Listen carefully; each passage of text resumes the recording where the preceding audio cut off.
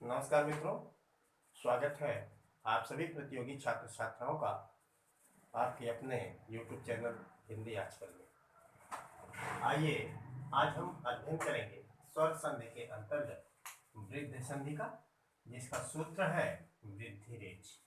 ठीक है, वृद्धि संधि के नियम के अंतर्गत हम अध्ययन कर रहे थे।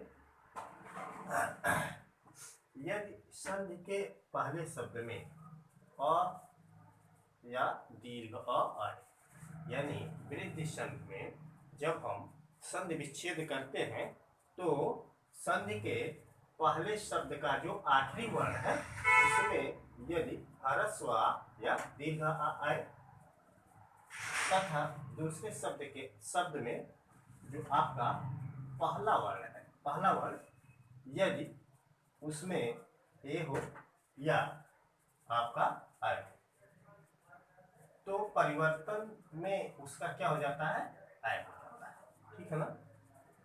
जैसे पहला शब्द आपका निकलकर ह्रस्व या दीर्घ आया और दूसरे शब्द का जो पहला शब्द है वो चाहे ए आए चाहे आय, तो परिवर्तन स्वरूप दोनों का क्या हो जाता है, आय हो जाता है। जैसे पहले शब्द में यहाँ पे देखिए ये आया और यहाँ पे आय आया, दोनों मिलेंगे तो परिवर्तन किसमें होगा, आय में। ह्रस्व और आय तो परिवर्तन आय में, दीर्घ ए परिवर्तन आय में, दीर्घ प्लस आय परिवर्तन आपका आय में। देखते हैं कैसे होता है। शब्द आपका है शब्द आपका है एकैक। एकैक का जब हम संधि विच्छेद करेंगे तो उसका संधि विच्छेद होगा एक धन एक। अब यहाँ हमको ये देखना है कि हमारा ह्रस्व धन ए अगर आता है तो वो आपका क्या हो जाता है, आय में हो जाएगा परिवर्तन। तो एक यदि पहला शब्द आपका एक हो गया, इसका जो आखिरी वर्ण है का है एक में, और का क्या है, व्यंजन है। व्यंजन अपने में पूर्ण नहीं होता है। इसमें जब हम इसमें स्वर निकालेंगे तो का के नीचे हलंत लगा देंगे, इसमें स्वर मिला हमको ह्रस्व आ, धन लगा देते हैं और एक में पहला वर्ण जो आपका ए है तो ह्रस्व धन ए प्लस का, तो हमको क्या मिल गया, ह्रस्व धन ए मिल गया और इसी का परिवर्तन हुआ किसमें, आय में। अगली कड़ी में हम एक हलंत के साथ लिखते हैं धन, ह्रस्व धन ए मिलकर के क्या हो जाता है, आय हो जाता है। धन आपका का यहाँ पे उतर जाता है क्योंकि ये दोनों मिलकर के आय हो गए। अब इस आय को एक में लगा देते हैं, ये एक हो गया धन का, दोनों मिला करके हो गया आपका एक। ये नियम है आपके वृद्धि संधि का। ठीक है।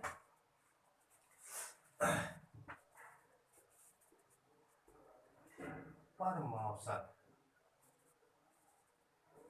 शब्द आपका है परमौसत। परमौसत का जब हम संधि विच्छेद करेंगे आपका हो जाएगा परम धन औसत, परम धन औसत। अब इसमें हमें क्या निकालना है, इसमें बताया गया है ये नियम कि ये दूसरे नियम के अंतर्गत आएगा। दूसरा नियम आपका ये कहता है कि यदि संधि के पहले शब्द में अ ह्रस्व या दीर्घ आ आए तथा दूसरे शब्द में पहला वर्ण यदि आपका क्या हो, ओ हो या ओ हो या आओ हो, आपका आओ हो, तो परिवर्तन किसमें होगा, अव में होगा। जैसे आपका ह्रस्व धन दीर्घ, यहाँ पे आपका चाहे ओ हो और चाहे आपका अव हो, तो परिवर्तन किसमें हो जाएगा, परिवर्तन आपका अव में हो जाएगा। ठीक है ना। ये दूसरा नियम कहता है कि यदि संधि के पहले शब्द का आखिरी वर्ण यदि ह्रस्व या दीर्घ आ आता है तो दूसरे शब्द में यदि पहला वर्ण आपका ओ या औ आए तो परिवर्तन किस में हो जाएगा, हमेशा किस में हो जाएगा, औ में होगा। यहाँ पर थोड़ा सा परिवर्तन हो जाएगा आपका, ह्रस्व धन ओ बराबर औ दीर्घ धन ओ बराबर औ दीर्घ धन औ बराबर औ ह्रस्व धन औ बराबर औ, यानी परिवर्तन हमेशा किसमें होगा, औ में होगा। अब इसी नियम के अंतर्गत इस संधि पर हम फोकस करते हैं, ध्यान ले जाते हैं। कहा जाता है कि पहले शब्द का आखिरी वर्ण, ये माँ आपका व्यंजन है, व्यंजन अपने में पूर्ण नहीं होता, व्यंजन जब माँ पे हम हलंत लगाएंगे तो इसमें स्वर निकल आएगा। आपका हो जाएगा परम पे हलंत निकाले तो इसमें स्वर आपका निकल कर आया ह्रस्व आ, जो ह्रस्व मिला इसमें, तब ये माँ आपका पूरा हुआ था, तब ये बना था आपका परम। अब ये धन को हम यहाँ लगा देते हैं, औसत में जो आ आपका औ आपका जो है स्वर है, ठीक है, तो इस स्वर को हम यहाँ लिख लेते हैं, धन आपका हो जाता है सर। इतनी बात समझ में आई। अब ये दोनों जब मिलेंगे तो परिवर्तन हमेशा अ में होगा, ये बात यहाँ बताई गई चुकी है।